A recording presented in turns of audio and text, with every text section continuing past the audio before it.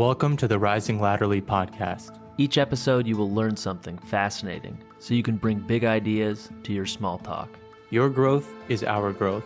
Listening to these episodes, subscribing to our weekly newsletter, engaging our posts on social media, and sharing our show with your friends and family is deeply appreciated as we work hard to expand this platform.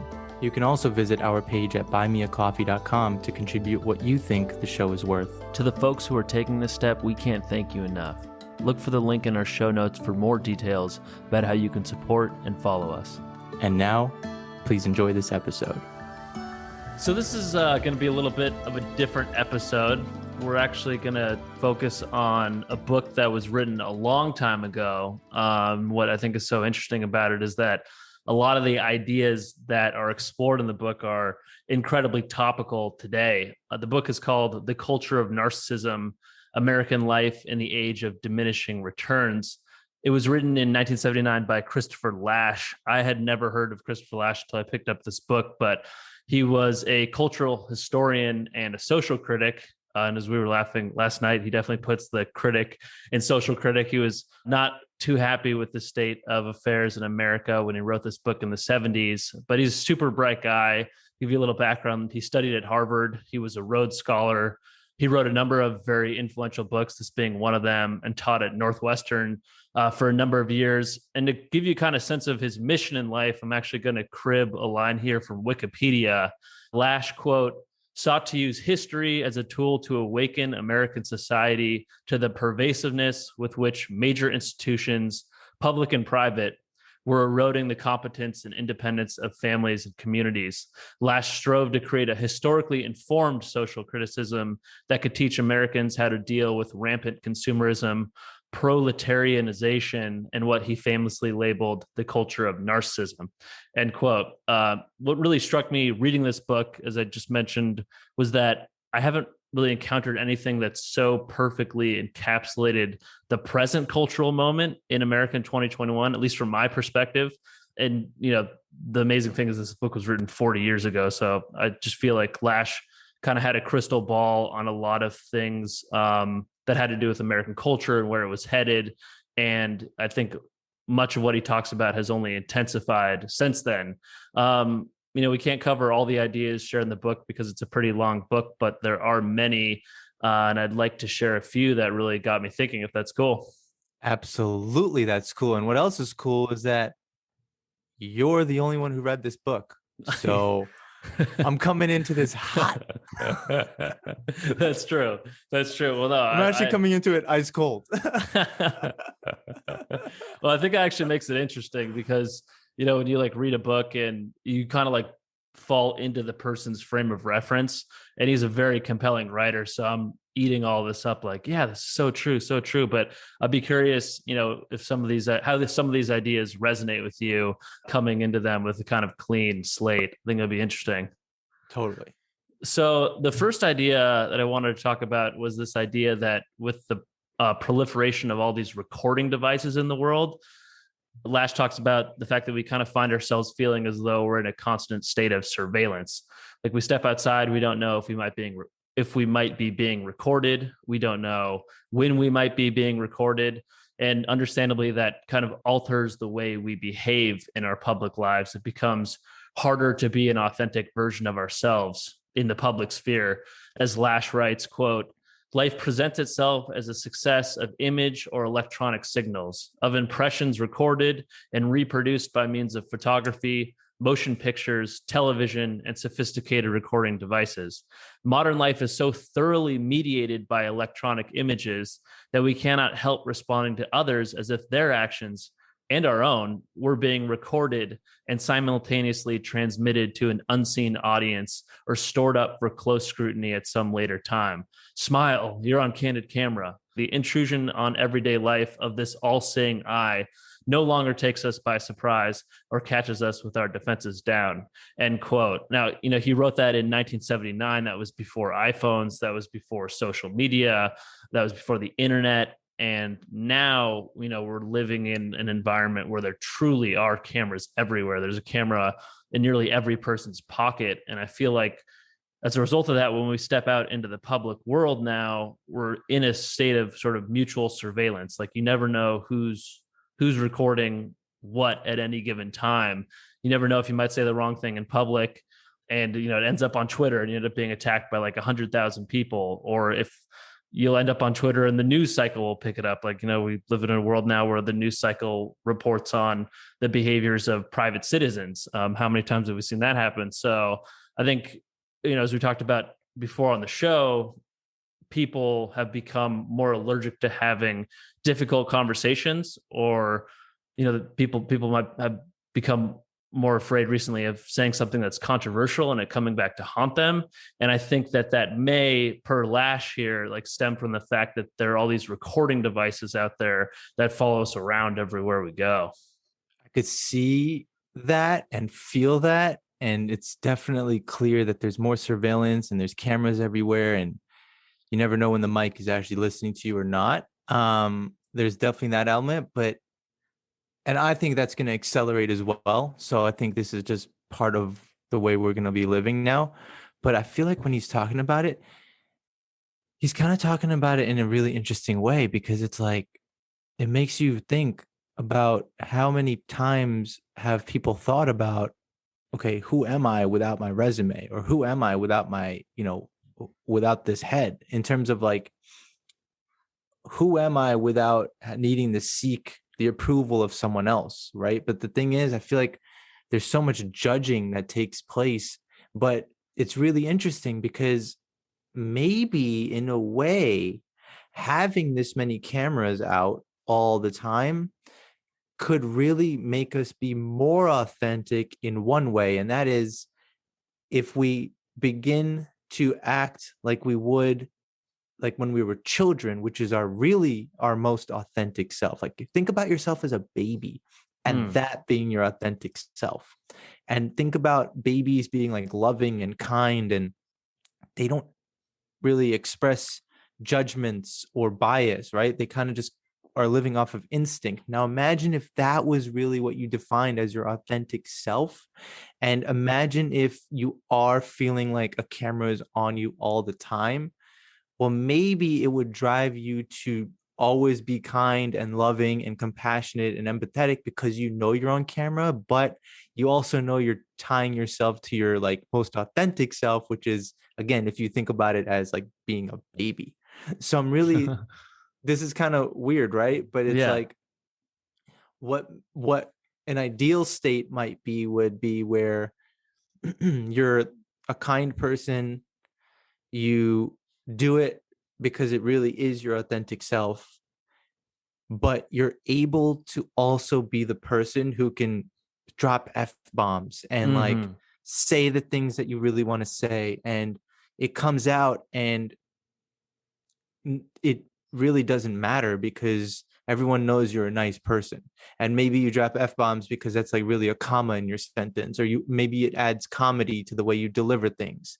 And so if we can get to a point where you can be your authentic self, even if cameras are on, you just continue to be kind and compassionate, but you can act how you want and not be judged for it. We need to get into a world where there's no judging. And honestly, we probably need to get into a world where the other person who's hearing whatever you're saying isn't taking it personally, or isn't so sensitive to the remarks, because they know that you're actually a really good person at your core.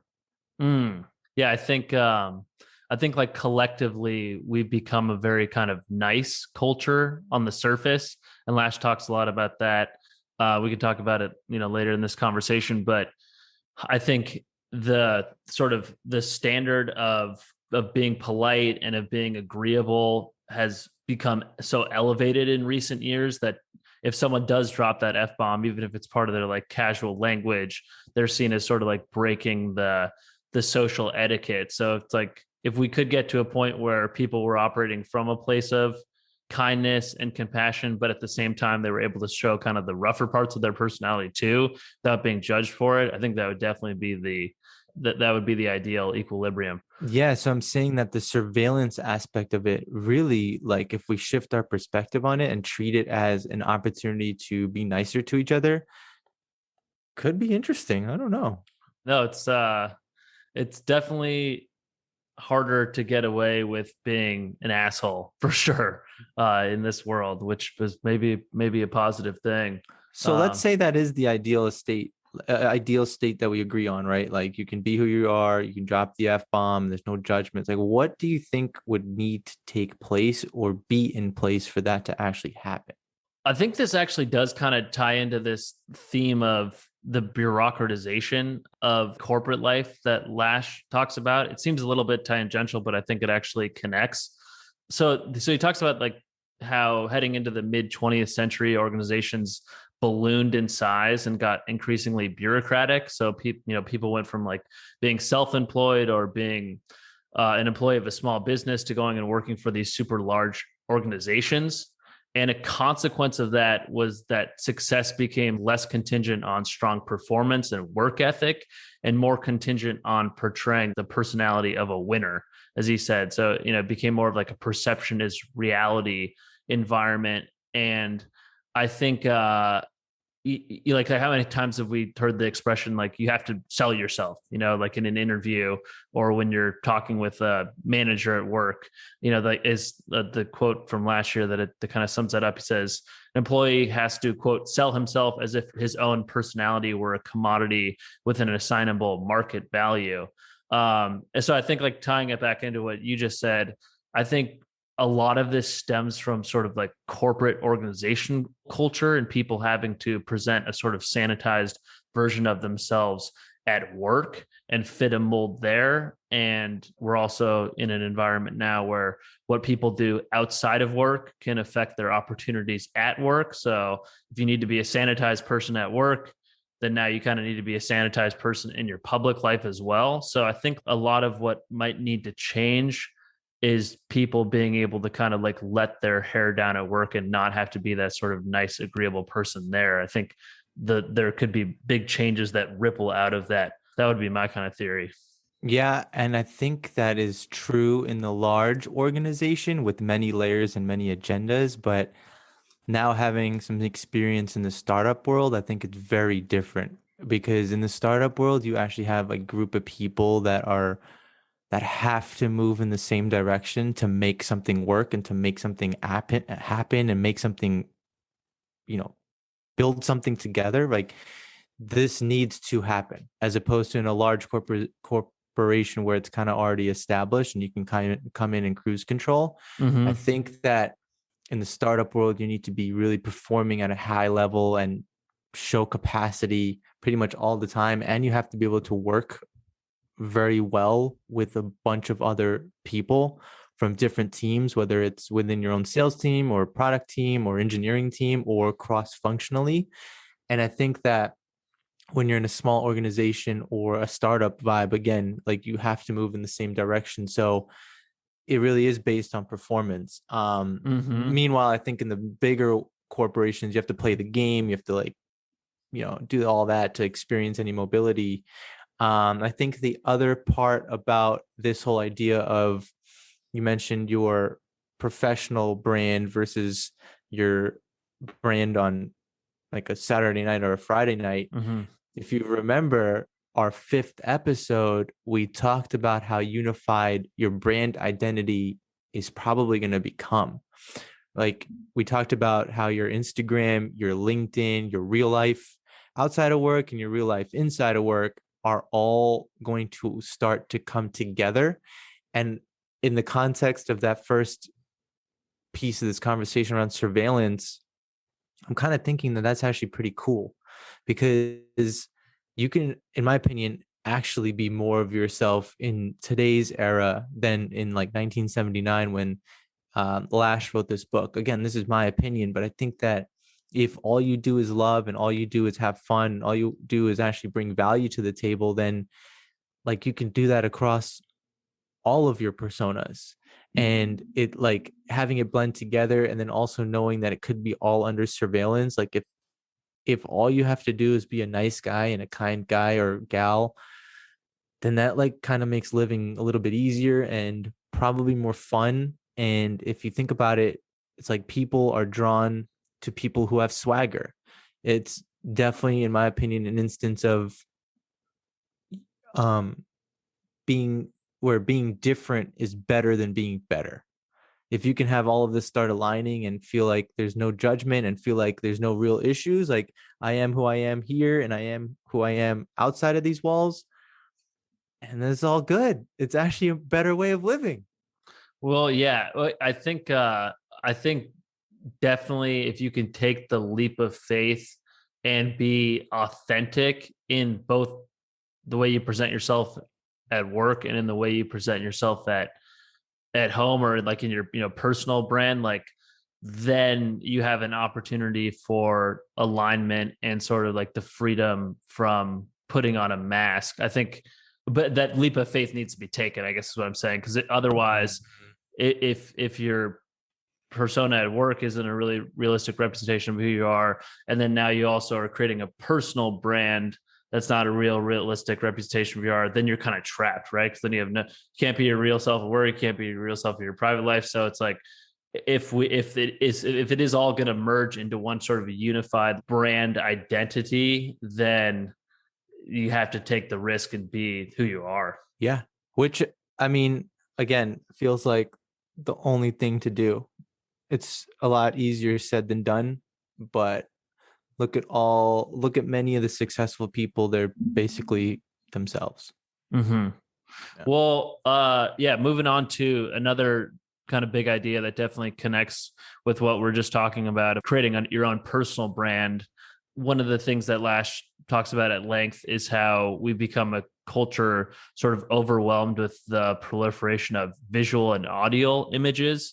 So as he points, like we're a culture transfixed on spectacle. Quote, we live in a swirl of images and echoes that arrest experience and play it back in slow motion. Cameras and recording machines not only transcribe experience, but alter its quality, giving to much of modern life the character of an enormous echo chamber, a hall of mirrors, end quote.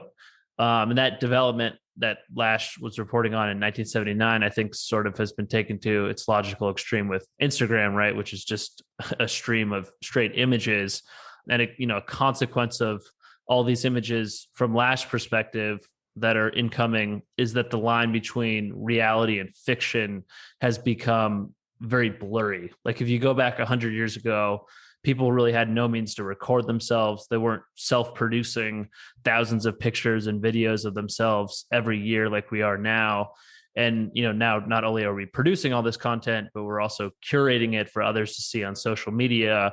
We're crafting a digital image-based version or brand of our lives, for other people to consume. And the question kind of becomes like, where does the real person end and the avatar begin? And we've all kind of heard that idea that social media isn't a realistic representation of life. It's just people's highlight reels. At least a lot of people curate their social media in that way. But the kind of the way it screws with your mind is that social media is not like totally fictional. It's not fictional in the way that a movie or a novel is fictional, where it's clearly separated from reality. Like people did actually take a vacation to Aruba. People did actually get married. That the footage from those events is real.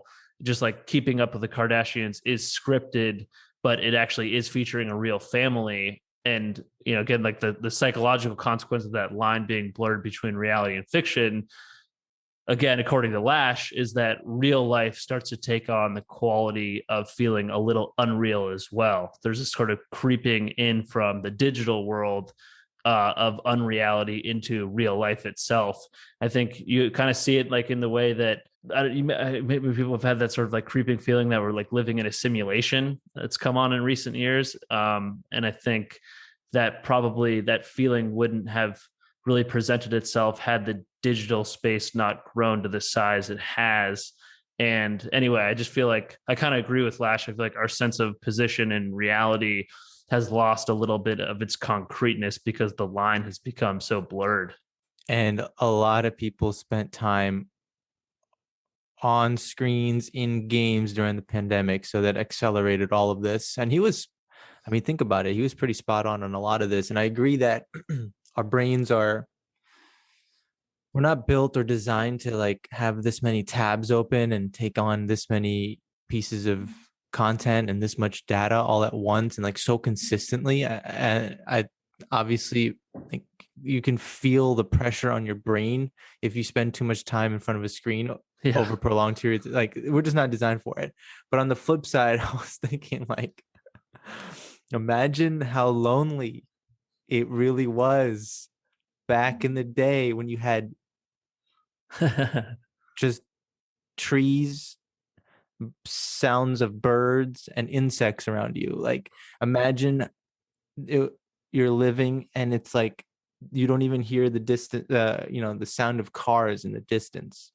It would be really, really lonely. And it's like, think about that life. So anyway, I was just thinking about that in terms of just the complete opposite of just this overwhelming amount of data that we always have. And like, it's it's this idea that there's a scatterbrain that's happening now because of all of this data. But imagine if back in the day, and I understand there isn't as much stuff and noise, but imagine back in the day, like what was their scatterbrain? Like how did anyone control their mind back in the day? But anyway, like yeah. You know what I mean? No, Like I go, no, you're getting that. Yeah. what was the noise in their life? But anyway, this Yeah. idea of Oh, sorry. I was just gonna say one thing. If you ever kind of want to like transport yourself back to that time, watching like modern westerns. I watched this movie last year, The Homesman, and just like you're talking about, like the characters are in the frontier. There's no TV. It's just a movie, but there's no TV. There's no music. Like the set design is very Spartan. You can get this feeling that everything is very quiet. It's pretty much just them in their little cabin or on the trail, and everything else is just uncultivated nature. And it definitely, I think if you throw any one of us back into an environment like that, I think it would be terrifying. Absolutely terrifying. I think our minds would still be racing and it would feel like we have a lot of tabs open, but this time it's like racing and the survival is on the line.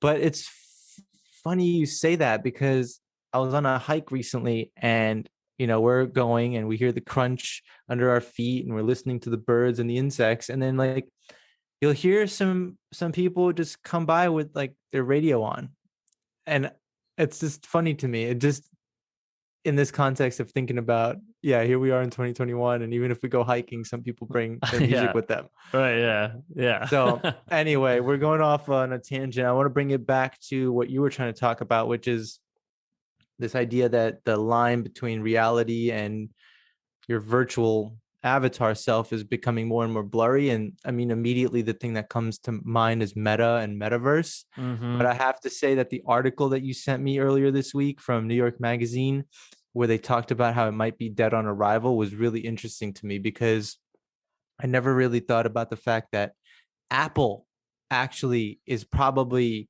really well positioned for this entire new universe that you're laying out that we might all be headed into, because there are already so many connections with the Apple devices, the Apple App Store, the AirPods.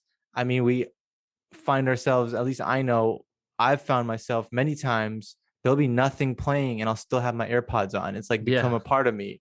And the article describing how it might be easier to connect AirPod to AirPod, where if you're at a concert, I can listen to what you're saying. It's a lot easier to do that than if you're at a concert and you want to like ping me and I gotta like take my Oculus headset out and like put on my gear to like feel the sensations. Like that's likely not going to happen. But the other thing about that article and this world that we're heading into that's really interesting to think about, because let's face it, there's too much money and there's too much investment in Web 3.0 and this new world for this to not become a reality. See what I did there? Yeah. But it's like thinking about a company like Ferrari, where in the metaverse or whatever you want to call it, in this futuristic type of world where we are interacting as avatars as opposed to humans, imagine, you can't just flex and just say you have a Ferrari. Like you may actually still have to own one in your human world to actually reflect that in your avatar world. So I think that's really cool to think about too, that yeah, we might all be going into this avatar world and we're going to build this brand and we're going to wear the clothes that we want to wear and we're going to all look beautiful or however we want to look, like whatever. You want to build your perfect brand, right? But you're still potentially going to be tied to your human version in terms of what you can flex in your avatar version. So I don't know. This is so new and it's an interesting thing to think about. But Right. the one thing now I'm thinking about is like in my human world, I know the feelings that I feel, and I'm hoping that I can still feel these same feelings in my avatar world. Like I hope I can hold on to these pure human feelings. Mm. Yeah. So there's two places I go with that. The first one is that just your comments around Ferrari. I think that is really interesting, and that's what separates, I think, like the metaverse from just like a video game world where like you can create whatever character you want. You know, you can wear whatever clothes you want or win whatever badges. Like the metaverse is more of an extension of your real person in real life, just like Instagram. You know, you can't, like, whatever pictures you put on your Instagram have to be of yourself. Like you can't just take a someone else, picture of someone else and put it up on your Instagram and claim that that's you. Like the metaverse, I think, will be a kind of richer extension of ourselves where, you think about like NFTs and that whole domain as well. Like there will be more ways of kind of signaling who we are in the real world. And then to your second point there around like maintaining feelings, I think the thing that comes to mind for me is the fact that, we've talked a lot about like trying to stay grounded in your body, right, throughout this year with Morgan Denai or with Paul Denniston, like this importance of making sure that you're connected with the physical side of life and, can manifest in yoga or exercise or just treating yourself well, meditation, whatever it might be. But what about even like ultra marathon, man? Go running. Running, exactly. Yeah, you ran a marathon this year. That's a perfect example of it. The one thing that I think the metaverse, well, there's a lot of things, but I think the big thing that the metaverse lacks is that if you're unhealthy or in like physically bad shape in the real world, putting on that headset won't change it. Like your avatar, whoever your avatar is, it's just because you're going to be like witnessing the spectacle and like your audio visual inputs. If you feel like shit because your physical state isn't in order, it's not going to translate to a pleasant experience in metaverse. That would be the only thing that I'd bring up. That's a really interesting point, because the more you lock into the metaverse or this futuristic verse, the more likely it is that you're going to be stationary in your human version. Right. Right. Exactly. So that's pretty nuts. I want to tie this back into something, the social media that we're talking about, it into something that Dr. Keith Campbell said on our show, or in his book, when we talked about his book, The New Science on Narcissism, back in episode 26, where he talks about that as modern humans, we have a highly complicated self that we build and defend. We worry about image and self-esteem, but we also feel lonelier than ever before. And to pull off of that and kind of tie it and maybe put something out there for somebody to, as a takeaway, it's maybe the key here is to understand that there's a long-term practice that's involved and maybe required from all of us to be able to operate without thinking that someone else is watching or judging. Like that takes a lot of effort and practice, but if it could be mastered and you can really do that and just be you and become your real authentic self and operate inside of your workplace and outside of your workplace, on social media and in real life, all the same way, it really comes down to your ability to just realize that no one is watching you. Well, that's interesting. No, in what sense? Like just live as if just no one's watching you. Like don't act like people actually care so much about your actions. Like you're not the center of the universe for everybody. People are living on with their lives, right? Like what you're doing is like what you're doing. Just be you. Like, don't Yeah. be so complicated about this. Don't tie in your self-esteem into all this. Like, just do you. Mm. So like with like social media, you're saying like don't present yourself in a way that, I mean, you put things on social media so other people see them, but don't do it with the other person necessarily in mind. Like you're saying, like put something up that matters to you. Yes. It's like, yeah, are you doing it for yourself or are you doing it for another person? Mm. Right? Like, do it as if no one cares. Yeah. And to your point about like being different is sometimes better than being better, there's definitely a homogenization to like what kind of content gets put on social media in terms of like the types of posts that people do. Like one of the guys I love is Indy Singh, who's on the podcast. Like his posts are very different than other people's posts. I think like he does poems and kind of these weird like abstract photos. Like that's a guy that definitely that puts things out to share it with the world, but truly I don't think cares what people's perception of it is. Like he's being who he is, and I love that. I think we need more of that. Yeah. All this talk about narcissism, right? We're talking about Keith Campbell's book now. We're talking about Charles Lasch. That's his name, right? Charles Yeah, Lash's Christopher book. Lasch. Yep. Oh, Christopher Lasch. So two books here on narcissism in this episode. And it's interesting because in Keith Campbell's book, he talks about two forms of narcissism as well. You have grandiose narcissism, which is the ambitious, driven, and charming individual. And as he puts it, they have high self-esteem. They're generally the people that really feel good about themselves. But then even though you're often drawn to their boldness, you're then later repelled by their lack of empathy. That's how he describes it. Mm-hmm.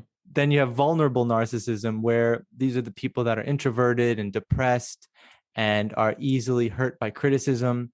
They report having low self-esteem, but they see themselves deserving of special treatment. So again, we're talking about narcissism. I think there may be a common belief there's only one type. There's now this increasing knowledge that there's these two types, at least, right? Vulnerable and grandiose. The difference, as he puts it, with grandiose narcissism, people build and enhance themselves. And with vulnerable narcissism, people protect themselves. In either case, though, narcissists are putting themselves before others. And he says that the difference is based on really our fight or flight motivation system. So are you more wired to chase success? That would make you grandiose. Or are you more wired to avoid punishment? That would put you in the vulnerable category. Do you have an approach-oriented personality or an avoidant personality? Mm-hmm. Yeah. And I think what's interesting is that he talks about these two traits, and he talks about how they're similar in the fact that they both include the idea that you're probably going to ruffle feathers. There's going to be a disagreeability factor that goes with this. But with grandiose, it's about extroversion, whereas with vulnerable, it's about neuroticism, where you have a propensity for negative emotions, you see more threats in the environment, you have a lower self-esteem. And when I think about that, I kind of think about like Lasch, and I wonder what his mindset was when he was writing this book, because it's kind of grim the way like you were talking about it, the way he was putting it, and the way like it kind of feels sometimes in today's era. It kind of feels kind of grim to be operating in this universe, right? Totally. Oh yeah, dude. Absolutely. Yeah, I think that distinction between the grandiose narcissist and the vulnerable narcissist is really interesting. As you just laid it out, they're both disagreeable, but the grandiose tends to be extroverted and the vulnerable tends to be more neurotic, like more hypersensitive, negative emotion. I would imagine that I think there's more, I think this culture maybe produces more. Actually, I don't know. I guess I can't really theorize on that. But to your point about things being grim, I think there is a lot of negative emotion created right now, like fears around what the future holds for the country, what the future holds for like our own individual lives. Will I ever own a house? Like what's the next step? I think a lot of young people are maybe having a harder time visualizing what the future may hold in a constructive way. And I think if I had to guess, I think there's probably more avoidance of threat than people headlong, like charging into new opportunities like a grandiose narcissist would. At least that just seems to be kind of the current climate now with COVID. Everyone's been inside for the last 2 years. I think people aren't necessarily like leading on their front foot socially. And I think that neurotic element to narcissism, that, hyper response to negative emotion, might be a little elevated right now. Yeah, it's really interesting. I wish I knew the history of 1979 and what the climate was in terms of like the cultural climate here. Like that's something I would want to do after this conversation. But I'm saying maybe Lash was catching on to some sentiment where people were becoming more negative. And, when there's negativity in the air, it becomes easier to spiral down that negativity. So just I'm thinking about the context of when he wrote the book. And to your point about avoidance, I wonder if that becomes a deeper issue as we begin to realize that maybe some modern parenting is creating less resilient children and people. And I wonder if that then translates into a deeper culture of avoidance and like neuroticism. But I that makes me feel like I'm thinking way too negative. I think that there are a lot of positive things going on. And if you can just love and be kind, that's a good way of living too. But think about this, in this era, social media actually feeds off of narcissism. You need a narcissist on social media if you want to grow a brand or like become an influencer. So it's like you kind of need both. Need both of what's the other? You need Like narcissism and you need the grandiose narcissism, vulnerable narcissism. Like you need all types of narcissists because like that's just how our society is built. Yeah, no, I don't know. totally. I mean, I think why the book really struck me so much was that, we've talked a lot about like psychology over the course of this past year. And what the book opened up for me was that there's really like no psychology without sociology. Like so much of who you are is a function of the culture you're born into and the moment you're born into. And, for anyone that's been to therapy, there tends to be like a huge focus on your childhood and on your relationships with your parents and on your complexes. You can talk about those dynamics for years with a therapist, and all those things definitely matter. But at the same time, all those things are heavily shaped by the culture you're surrounded by. And I think we're very familiar with the idea at this point, like it's been over 100 years since Freud, that you really can't understand yourself without understanding how your childhood shaped you or how your parents shaped you. But I think the thing that gets maybe talked about less is that, you can't really understand yourself fully until you start paying attention to how culture has shaped you as well. And culture is a lot of things. It's art, it's technology, it's the economy. Like your personality is nested in all of these really complex systems. So that was a big takeaway for me of like, maybe I need to pay more attention to just the year and place I grew up in, like how that may be informing some of my complexes and motivations, because that's so central to my personality and everyone's personality. Yep, goes back to this idea that we all go through collective events, and that also shapes us. Like our generation has certain events that we can all relate to and we've all gone through together. And so you've gone through together, you should also on the other end be able to then support each other through those because of those events. And going back to this idea of needing both, just think about, as Dr. Keith Campbell writes about it, in organizations, when times are good and things are stable, it works best to have a non-narcissistic, not as bold, simply competent manager. But in times of great change, it can actually be helpful to have a narcissistic leader because they tend to be more fearless, more bold, and see the turbulent times as an opportunity for them to rise. Mm, mm. Yeah, I remember that. I thought that was really interesting too. Yeah, when you need people that are going to be brave enough to like charge into the unknown and do something for the organization that hasn't been done before, a little bit of grandiosity is actually not a bad thing. I thought that was fascinating. And that also speaks to, I think, that idea of the juxtaposition between organizational cultures at startups and organizational cultures in big organizations. Like when you're in this big, stable, static organization, again, like I used the word agreeability earlier, like to be a narcissist, you have to have that disagreeable trait. But I think to survive in a big organization without, build a stable career without ruffling any feathers, you need to list more towards that kind of agreeable side. And very often people that are trying to break the mold at big organizations maybe, aren't well received by their managers. So I think maybe for people that are a little bit more extroverted and maybe even do have a little bit of that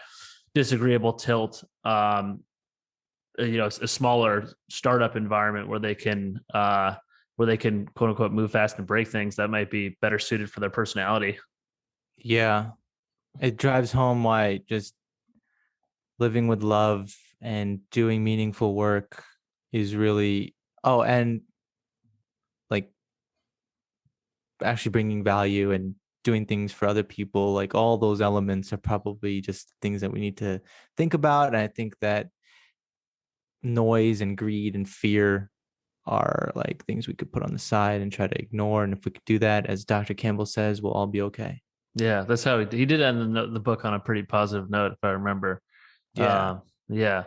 Well, I think we've covered a lot of ground, and we've certainly covered a lot of ground between 1979 and 2021. I think some things that Lasch talked about definitely hold true today and have intensified, and maybe other things are heading in a more positive direction because he was certainly very cynical about the state of affairs. But yeah, for anyone that's interested in narcissism, getting both kind of the psychological and the sociological perspective, I think reading both of those books, Keith Campbell's book and Christopher Lasch book, kind of gives you just a nice perspective on it. We'll put those books in the show notes, and hopefully someone out there finds value in them.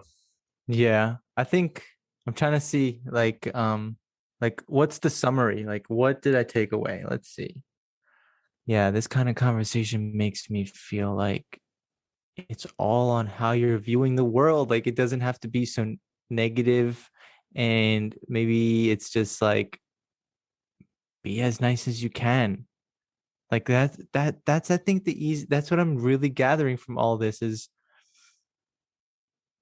just go have fun. Like I don't know, like I because I don't want to like put out some negative like I don't think that I, I think that the world might be better in the future, dude. Hmm. Hmm. Like I don't know. I feel like because there is such an emphasis on empathy and compassion and kindness, I feel like it really is going to work itself into our fabric pretty soon, even if it's in the next like decade. But I really have this feeling that people are going to realize that more gets done when you work together and collaborate. And I think what's giving me confidence in that fact is that I feel like barriers are being broken almost every day. People are working with each other to like take their, let's say, brand to the next level. Um, there's no East Coast, West Coast hip hop war anymore. Well, that's really positive. So I'm just saying, like, why do I feel like we could do? Why do I feel like maybe we're changing? Is it because I'm changing? I think it might be because you're changing, which is great. Which is great. And maybe the people, maybe like the people in your ecosystem are like-minded in that sense. Like there's an emphasis on, compassion and kindness. I guess from my perspective, just looking at the macro, like looking at the kind of political state of affairs, like, like looking at the headlines around climate change, looking at the way that our politicians treat each other, looking at like the insults that get hurled, between strangers on Twitter. Like, I think that there is a lot of toxicity out there. And I think you're right. I think people are really getting fed up with it. And I think there are people out there that are turning it off. But I think just from a bird's eye view, I think there are problems that we have to be honest about in terms of the way that we're treating each other to move to that 2.0 of the 21st century. Because I think there's been a lot of Yeah. negativity in the last 20 years. Yeah. So earlier we were trying to talk about like, okay, getting to the ideal state from today and what it might require. And maybe one of the requirements is less hate with each other. Totally, dude. Less vitriol. Yeah. Giving people the benefit of the doubt. I mean, it's there's definitely an us versus them So let me dynamic. ask you a question. If we're already this hateful in our human form, interacting through things like Twitter, what makes you, what are your thoughts when we all go into an avatar world? Will it become easier to hate more, or will it become harder because now you're interacting, you might see facial expressions, you, Wow. Wow. That's fascinating. as Yeah. opposed to just like Twitter is just words. Dude, that's really fascinating. Yeah, it's easy to call someone an idiot or some other pejorative on Twitter when, right, it's just text and all that is representing them on the other side is like their profile picture. But if you're actually in a virtual room with them, with like your a visual representation of your whole body, a visual representation of their whole body, to your point, it's like tied to their physical movements, it's tied to their face. It may, yeah, dude, that anonymity factor, that feeling of like, I'm anonymous, I can hurl whatever insult I want because I'm not real and the other person isn't real. I think that will get broken down pretty quickly if our avatars are, like 3 dimensional and sharing space with each other. I think that's fascinating. Right. So that's giving me more confidence that in the future we may be nicer to each other because there will be a repercussion now. Right. We went through this phase through social media text version where there was less repercussion. If we go into social media avatar version, I think it comes back to actually having emotions and feelings, and that involves you become nicer. Yeah. Yeah. Yeah.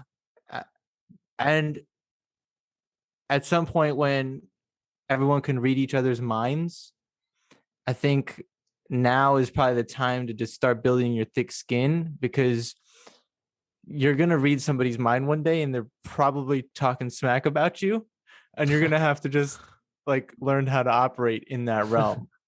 And that's like got to be able to get over criticism. And so these are some things like really think about, like, what can I do? Imagine if I could read people's minds, how would I react to what I'm gathering? Hmm. I don't know. I don't know if I'm even ready to go there. The idea that got triggered for me hearing you talk about that is like, imagine if there's one day a protest in the metaverse that translates to like change in the real world. Well, then that would be some like quantum physics stuff and going back to like controlling the experience of time, because you can kind of slow down and see the effects in another world. And so you're talking about a very similar thing, right? Where you're doing yeah, something yeah, in one world, but it crosses into your human world. dude, And that would so be such a trip. yeah, because it's like our human existence, then there's the quantum world that people are discovering every single day, and now there's going to be this avatar world. Yeah, And the other interesting thing is that this world is being built simultaneously. Like as we still operate in this operating system, a brand new one is forming, and people are investing in it and are claiming a stake in it and planting their flag in it. And it's like, who's going to keep up? Like, which world do you want to keep up in? And if you're thinking about like the metaverse world, then I really think you need to be thinking about things like, how would I respond if all of a sudden one day we woke up and I can hear everyone's thoughts? did you read something about like thought reading or something, or did that just come to you? This is coming to me right now. I'm like, this might be a very early exercise to start practicing. Just develop this stoicism around, like, wow, they can think whatever they think, and oh wow, that's what they're thinking. Oh wow, great. Like everything would just be great. At least you're thinking about me. Like, No, I don't know. That's not what I meant to say. But it's like, imagine, because if that gets to the point, you're going to have to be maybe in a meeting. You're in a meeting with somebody. And if you're able to just know what the other person's thinking, like that may be uncomfortable, but you have to be able to just operate as if it's comfortable. Yeah. Well, the thing too, I've heard about, I don't know the exact number of words, but like we think the amount of words we can think is like in a given time interval is like 10 times as fast as the amount of words we can speak or write. Like we bundle words together. When you have a thought, it's not like a fully constructed sentence. All of the material of that sentence is there, but it's like, it's like a data packet. It's like packaged in a much more concise way. So if we were able to be communicating telepathically, communication would probably be so much faster. Yeah.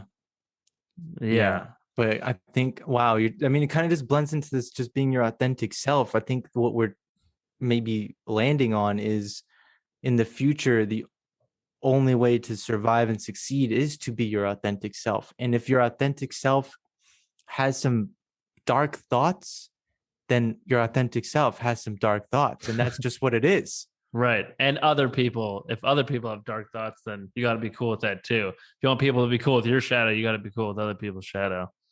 And then you realize that everyone has a shadow, and maybe it doesn't even become a thing anymore. We get over it.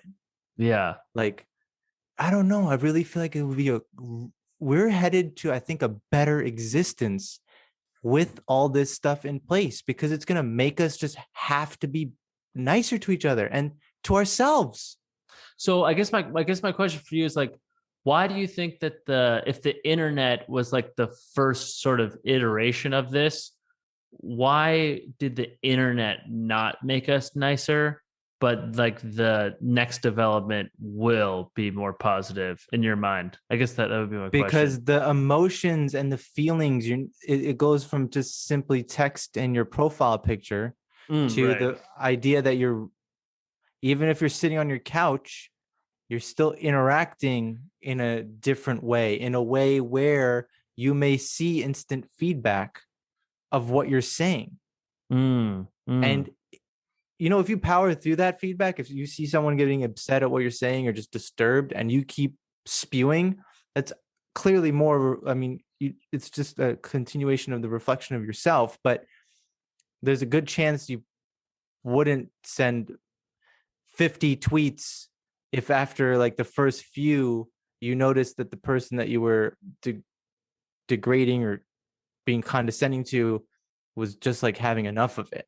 Like it would just be more of a human interaction, even if it's in a virtual reality. Right. Unless, again, they go into this universe and feelings are off the table. Like no one feels feelings, then it wouldn't matter. But if you go into this universe and like you have all these gadgets on and you can actually feel things and express things, then I think it changes the whole game, and really it forces people to go back to just being nicer. Yeah, well, it certainly gives you the opportunity to connect in a more direct way with people that may be like living halfway across the world. Like to your point with Twitter, it's like Twitter, Facebook connected the world. It's like, yeah, it kind of connected it in like rudimentary terms. Like we can connect with people verbal, like in the written word that maybe live on the other side of the planet. But to actually be able to sit in a room, granted, you wouldn't be your physical self there, but to be an avatar that is able, again, to like articulate all your nonverbals, to be able to sit in a room with someone that, someone like me living in California, sitting in a room with someone, I don't know, living in like Istanbul, that would be crazy. That level of connectivity would be crazy in terms of the walls that could come down. Yeah. Anyway, lots to think about. And yeah. Damn. My head's in a different world now. I don't know how to end this.